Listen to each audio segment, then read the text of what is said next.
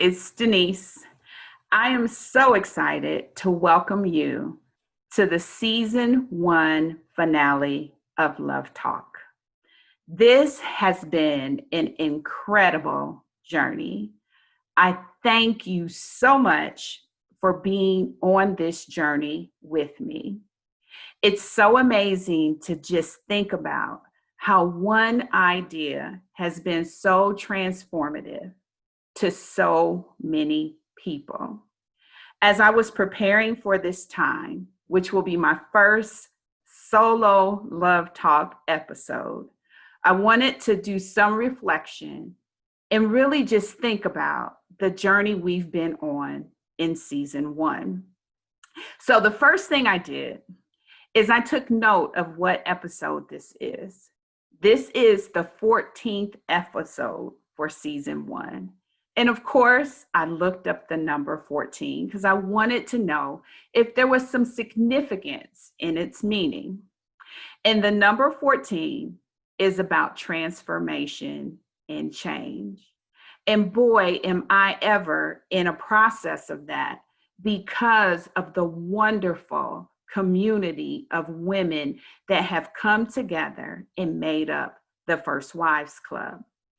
Love Talk was an ideal I had to bring forward different experiences because as I was serving this community and wanting it to be meaningful for everyone, I realized that the experience I had, though it was valuable and relevant and relatable to everyone's experience as a wife, there are some things that I just didn't have a chance to experience in my marriage relationship.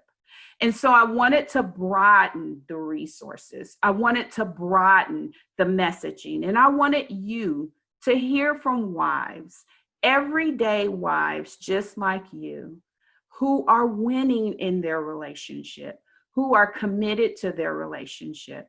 And I wanted to also bring to bear people who are serving the family, the wives, the couples, because the impact needs to happen at home. So I developed the Love Talk platform, where Love Talk is where we talk about love with wives in mind. And when we think of ourselves as a wife, we have so many different aspects that makes up who we are. We are woman, we are daughter, we are mom, we are wife, we are professional, we are accomplished. And there are so many aspects of who we are in terms of our experiences. And this platform has had the chance in its very first season to bring some delightful messaging, some challenging messaging, and some messages that you can relate to in the four walls of your home. My goal was to make sure you were encouraged. And as I took a reflective look at all the different women who have graced our platform, I am encouraged by each and every one of them. So let's talk about it because those episodes are still out there and available for you to take advantage of. I am so grateful to Dana Alexander Thomas. She was the very first guest. She heard the ideal and vision that I had, and without hesitation, she jumped on. Dana is a licensed counselor and therapist that I met, and she is committed to serving wives arm in arm with a group of women called the Marriage Informants. Their goal is to make sure that they really bring forth the messaging to allow you to know that marriage is a dope experience and it's one that you should stay connected to. Now, when Dana came on to Love Talk, she helped us to understand that we have to remove the stigma that's associated with getting help. We have to understand that therapy and counseling are tools to help us thrive in our marriage. I am so grateful to have done the very first episode with Dana. I considered it an honor to find someone that was as passionate about helping wives in their marriage. Thank you, Dana, for being a part of this journey. My next guest was V. Washington. She was a phenomenal guest that helped us to understand that it's okay to embrace our sexual superpower. Sex is a very vital part of your relationship, and feeling satisfaction in that experience is something that you don't have to be ashamed of. You see, V, she is a sexual wellness promoter, and we had her on for an episode of Let's Talk About Sex.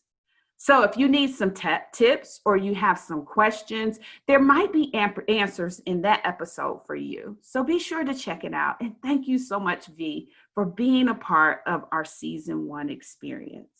My next guest was Shalisa Moultrie. She is a wife in a dynamic powerhouse, but her story is one that was extremely captivating. She talked to us about in sickness and in health.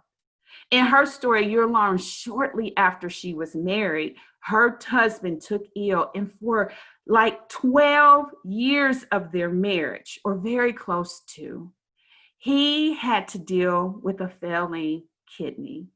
And it was after that journey that he was able to receive it. But 12 years is a long time to be a caregiver, to have gotten married to someone you absolutely loved and wanted to commit yourself to, only to learn shortly after of his illness. She talked about how she came alongside him to be a support for him, and how they had to endure that experience, and how she had to find herself in the victory in it. You know, that is something many people face. They are dealing with people or loved ones and husbands that are ill. You can really find strength listening to Shalisa's episode. Her testimony is phenomenal. And I think about Tim now. He is a working man. He got his new kidney, and he did not allow any dust to get under his feet to serve his family. So check out that episode. My next guest was Maria Vinzant. Very, very dynamic young lady. I call her the quintessential entrepreneur. Maria has so many business ideas, and what I love is she is not faint at heart to go after them. She inspires it within her family and her children. And what she shared with us is how she juggles all those balls, how she is an entrepreneur with many businesses, but she is a mom and a wife as well. So if you find yourself with many hats and many balls to juggle, be sure to check out Maria's episode of Love Talk. My next guest was a boss wife. She dominates in her field, in her profession. And if you meet her, you wouldn't even know that she is as big and talented and well positioned professionally as she is, because she is cool. She's a cool chick. MJ Clay is an EEOC admin judge, a realtor, an attorney, and those are just a few of the hats she wears. She is successful, and she has a husband who supports her. And when you are a boss wife and you got it going on, there are different things that you face, especially in your marriage. So if you are that type of person or curious about what it takes to be able to thrive in that lane, be sure to check out MJ's episode. My next guest, she is a sweetheart, Chanel Varner. She is a travel agent and the owner of Moonglade Travel. It was so exciting to connect with her. As we started to stay home safe, we shared some ideas about how you and your boo could still enjoy travel experiences, even though travel was a restricted thing and still is for some. So if you need some ideas, some travel tips, or even need to connect with someone who can hook you up, be sure to look at Chanel's episode. It was phenomenal. Dr. Troy Fitzpatrick, she is a storm to be reckoned with. I love her. She's a mentor for me. And I had her on to share her experiences about being married to a military man. The different things that you experience as a military wife with the traveling and them having to go away on assignment is something that needs to be understood and supported. And so Dr. Choi came on and shared her experiences, and she did more than that. She gave us more nuggets to boot. But I think you can be encouraged by her story. Not even if you're not a military wife, you can be encouraged by her story because she has so much wisdom. So be sure to check out her episode. You know, as I think about all of these, and I have more to share about, I am so grateful that when I reached out to these women to make themselves available, they did. They were encouraged to share with you. So let's keep going because I want to give you a year in review. That's what you do at the finale, right? Next, we welcome Dr. Tanya McAdoo. You know, I don't know if she's a doctor or not, but that might be a bit prophetic. But Tanya came to join us, and she's a licensed clinical mental health counselor, and she really specializes in couple therapy. And so she came on to share about how couples can have healthy, lasting relationships. So be sure to connect because I want you to be encouraged. The good thing about media these days is you can go back and you can listen, and it is out there on the YouTube channel always for you. Next, my guest was Tammy Stewart.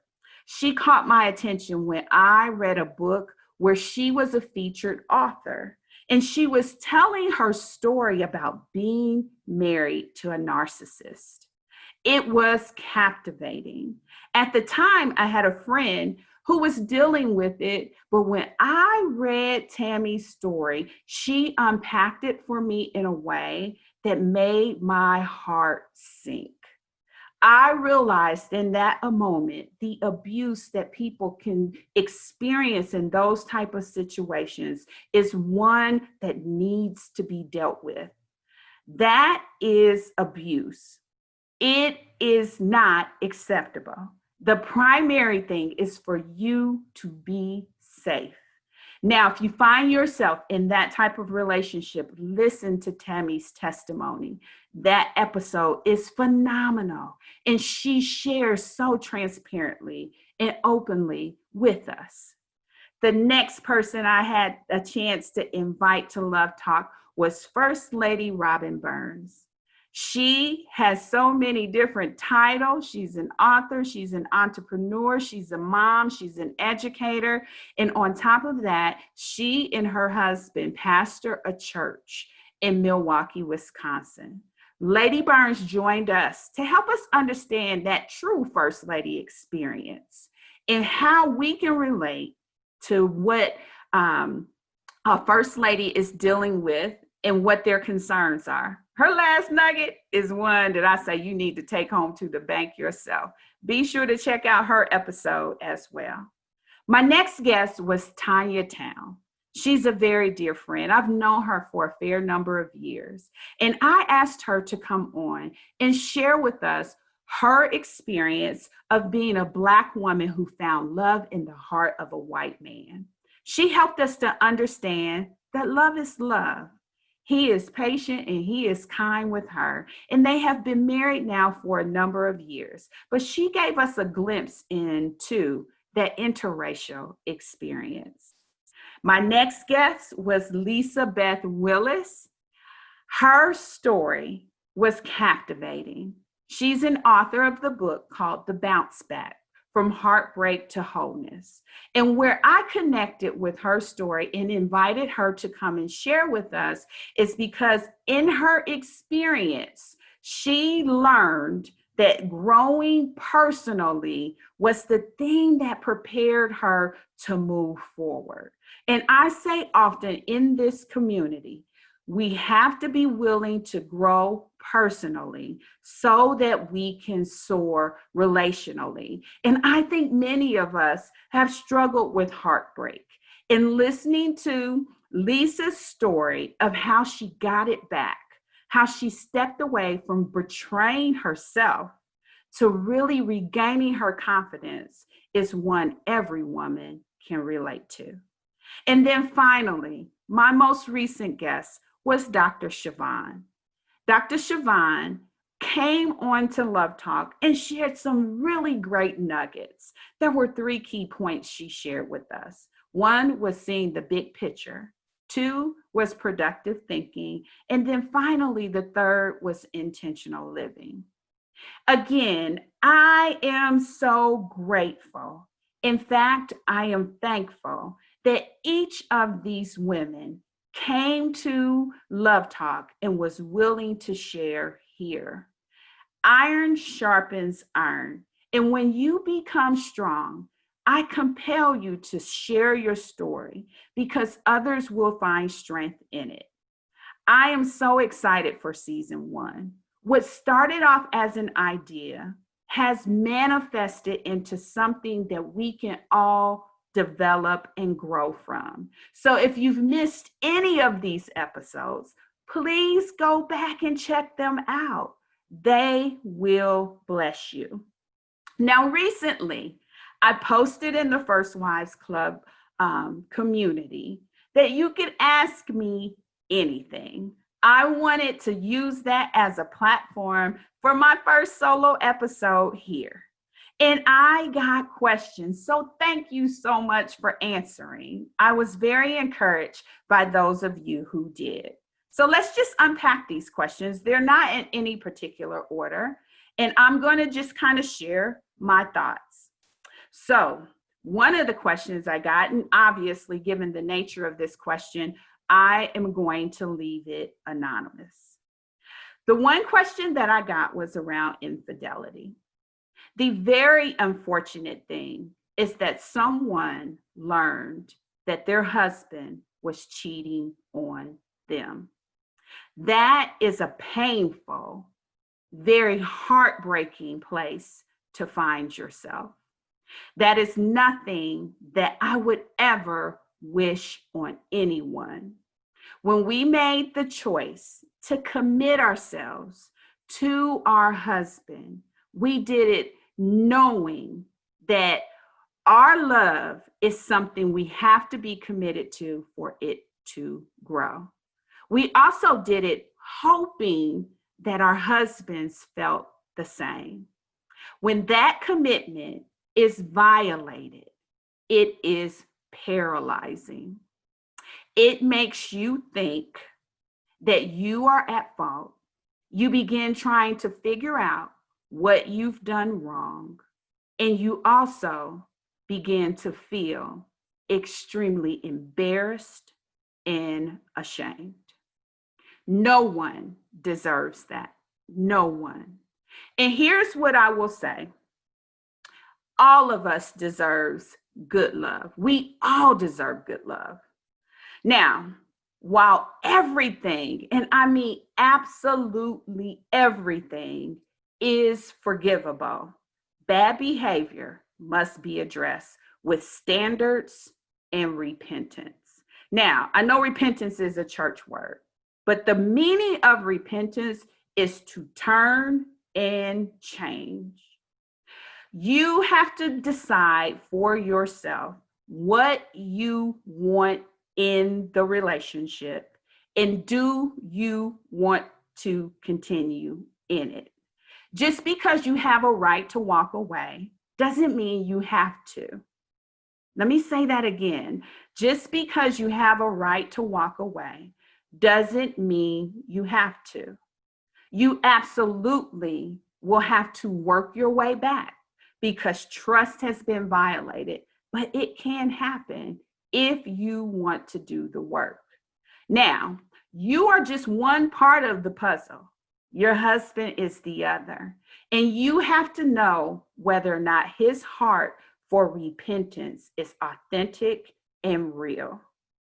Is he really wanting to commit himself fully to the relationship? Does he really see his wrong? Does he really express his remorse?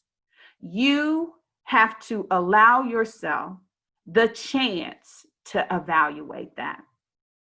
You have to allow yourself, because the last thing you want to do is walk away and have regrets. Now, I'm not going to tell you to stay, and I'm not going to tell you to go. I am going to tell you to go through the process. And through that process, I am going to encourage you to get therapy. I am going to also encourage you to have someone there to coach you through it, to coach you through what you need to think through clearly so that you can make the best decision of how you want to move forward. Remember, we all deserve good love. And while everything is forgivable, bad behavior must be addressed with standards and repentance. I know that may not have conclusively given you the answer you were looking for. I know that you're likely reeling with heartbreak, but I also want you to know you are beautiful. You are worthy. You did not cause this, though you have to experience it. You have to decide for yourself, what do you want? And once you decide that, commit to that. Commit to seeing that through. Hold your husband accountable. Establish standards. Understand how to move forward so that trust can be reestablished, if that is what you want. Give yourself time to take that journey. Now, my next question that I got was around pet peeves. Now, I will tell you, there are things that my husband does that gets under my skin. It bothers me. And I used to rant and rave about it all the time. And then I learned that just as much as he does things that bother me, I know that I do things that bother him. And so I had to realize the humanistic perspective in all of this. Now, I take myself through a lens, right? I ask myself, is this going to matter in 5 years? Is it going to matter in 5 months? I try to understand the impact of what's bothering me. Now, that doesn't mean that I haven't communicated, and that doesn't mean that I haven't shared, but it does mean that I don't let myself get stuck there. I'll tell you too, he knows my standards, right? Now, my husband tends to keep pockets of things in different places where I am a little bit of put it away. But he knows that if we are expecting company, it's time to get it together. Now, if you come unannounced to our home, I cannot guarantee that it's going to be buttoned up and pretty. But if I know you're coming, he knows my expectation of what I want the home to look like in that case. And so we have found a compromise. And do I have to grit my teeth sometimes? Absolutely, because it's not worth the argument. So you have to ask yourself, is it really a complaint? Is it really something that I want to disrupt the peace of my home? Is it really just a pet peeve, an annoying thing? Is it something we can have a conversation about? Is it even something that we can establish some terms around? All of those things are at play. But what I will say to you is, don't make a big deal out of little things. Life is short. Take every day's journey as a blessing, and then realize if it's really big enough for you to give attention to, then do it. But if it's not, then don't. The next question I have, now I got real excited about this one because it was about sex, okay? The next question that I got was dealing with stress and its impact in our sex life. What can we do to keep that mojo going? I love that. If you're friends with me on Facebook, you know my life is busy. I got a lot going on, right? And so I understand the concept of stressed out. I understand the concept of got a lot going. And I also understand and love the satisfaction that comes from intimate time with my husband. I enjoy making love, which means I got to figure out how to keep it a priority, make it a priority so that we don't lose our way. So here's some things, just some random thoughts about sex. Okay. One is make it a priority. A lot of times we put things that we desire, like our self care, our needs, the things we enjoy, on the back burner for the hustle and bustle of the day. If sex is what you like and sex is what you want, then prioritize it and make a commitment to making it happen. The thing you need to remember is sex is good. It's good. It's God's idea. It's what He intended in your marriage relationship. It is a part of you guys coming together. It is a recognition and a culmination of your commitment to one another. And you don't want to let that part fade. You don't want to let it fade. You want to keep it alive, because when you do, you are allowing a dormancy in a place that is powerful. Okay? Sex is powerful. And the reality is your husband desires it. He may be older and he may not be able to do it as often, as long, or as good, but he wants it. So you got to make sure that you keep it going. It's your right. It's necessary, and it is a part of the plan. As I said, for men, it's a big deal. So be available. Make yourself, girl, be available. Figure out how to set yourself in the mood. Understand your needs. What helps you to prepare yourself for that? What are the things that encourages you to be available for sex? Maybe it's a glass of wine. Maybe it's a good time in the evening. Maybe it's intimate conversations. Maybe it's sexting with your husband. Maybe it's, touch. Maybe it's kiss. Whatever it is for you, go in for that. Make sure that you keep that pipeline going. It's okay for you to take the lead. It is absolutely okay. One of the things that I wrote on my notes here, it says, remember, soap operas are scripted, okay? So don't compare your storyline and how it's going down with the latest video or the latest television show or the latest movie. But whatever you desire, you can be creative in that moment. I loved how I heard one pastor say before, as long as it's just the two of y'all can swing from the chandeliers. Whatever gets you going, whatever gets you excited, go for it. It's okay for you to lead. You don't have to wait to be pursued, okay? Now, I will tell you that intimacy is important, and intimacy is spurred outside of the bedroom. So how's your connection with your man? How are y'all vibing with one another? That's going to be very key, extremely key, because that interdependence is what then culminates into your passion for one another in lovemaking. Okay? Schedule it. If you need to calendar it and you need to schedule it, do that. There's nothing wrong with you setting a date and setting a time and saying, okay, baby, Tuesday is my day. We're going to get it on. There's nothing wrong with that at all. The bottom line is it's okay for you to take the lead. If you have children, put them babies to bed, get them a babysitter, go get a hotel room for the evening. Whatever you need to do, go for it.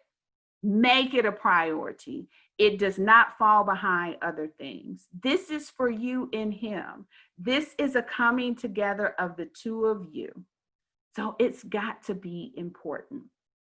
Men are visually, let's say, attracted, visually attracted. So if you need to get you some nighties, some bra and panty sets, whatever you need to do to try to encourage that stimulation for satisfaction, there is no holds barred. Be creative. Make it a priority. And then the last thing I'll say is communicate. Talk about your needs. Share with one another. Make sure your husband's aware. Be authentic in your communication. Tell him you desire him. Tell him you love him. Tell him he looks good to you. All of those things spur intimacy, which ultimately drives you to have a good night in the bedroom. And then finally, the last question I selected was, what has been my biggest challenge and my greatest achievement since starting the First Wives Club? My biggest challenge has been my desire to work tirelessly to deliver to this community. I have picked up a passion and a heart to serve wives.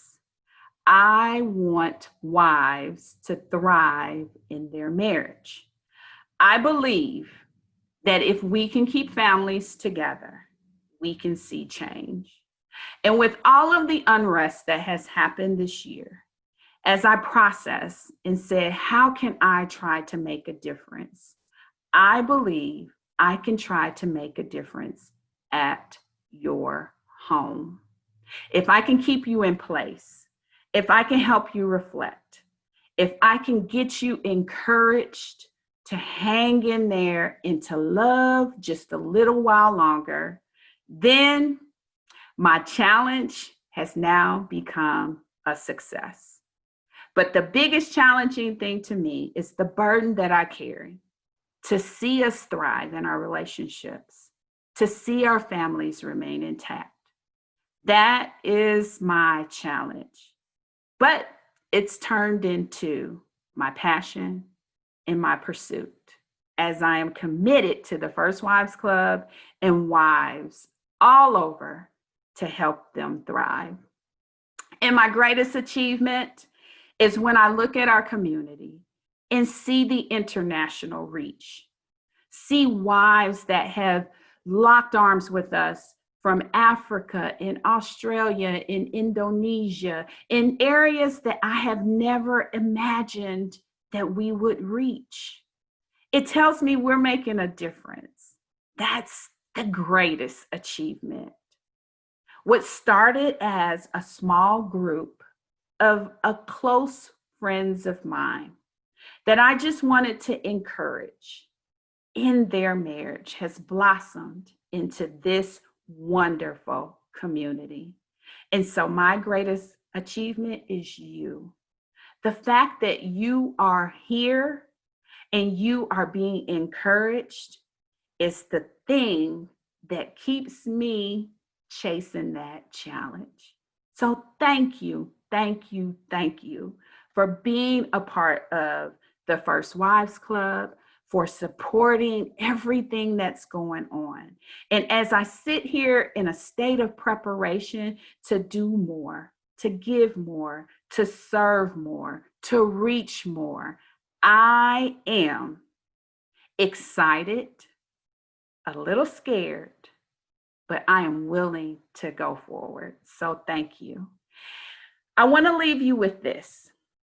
I selected LoveTalk because love is absolutely a critical factor in our marriage. It's what's got us down the aisle, okay? It's what made us say, I do. It's the desire of belonging and feeling loved and loving that has encouraged us to stay. I want you to stay committed. But what's love got to do with it, right? Love, though it sounds so beautiful, it really is about sacrifice. Love is 100% about sacrifice. It's about selflessness. It's about giving. And when we talk about love with wives in mind, I want to encourage you, but I also want you to know to walk this thing out, you are going to have to die to yourself.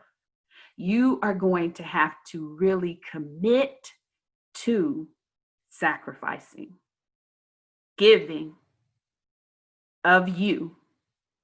That's what makes a difference. Nothing says it better than Corinthians 13. I'm sorry. The Bible lays out what true love is. So let me read it for you, and you'll see the sacrifice 100% in it.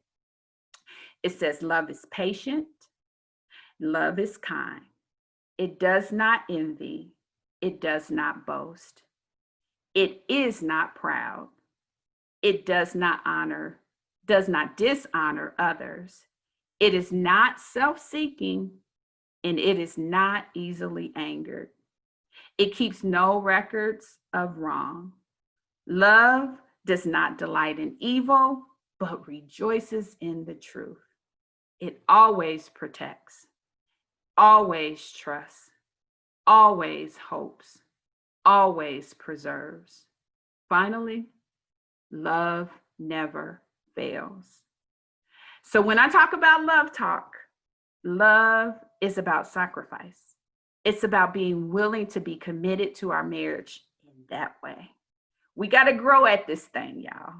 It's not easy by any stretch of the imagination. But I gave you tons of testimonies at the top of this of people who are winning. They're winning at marriage, and they made themselves available to encourage you. So thank you to all of our season 1 guests. Thank you to everyone who has watched the episode. Thank you to everyone who has subscribed to the channel. Thank you to everyone who has liked, who has commented, who has invited. All of it, I say thanks. Always thankful. That's what my shirt says. I am encouraged by you. I'm here to serve you, and I ain't going nowhere. So let me leave you with what I love to say. Your husband made the absolute best decision of his life when he chose you to be his wife. Thank you for a great season.